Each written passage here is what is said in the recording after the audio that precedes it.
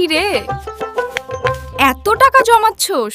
বিয়া করার প্ল্যান নাকি? আরে ধুর, বিয়া তো পরে পরে আগে এই টাকা দিয়ে এমন একটা তালা কিনুম যেন চোর আইসে এই ব্যাংক খুঁজেই না পায়। এইটা মানুষ না, সিকিউরিটি গার্ড। টাকা তো জমাইছস, এবার আমাকে বিয়া করবা নাকি? কর্মু, তুই থাকলে এখনই কর্মু।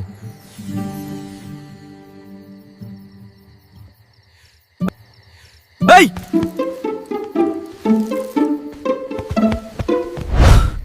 আমার বউ কই গেল? শখ করে একটা বিয়া করলাম, বউটা চোরে নিয়েই গেল।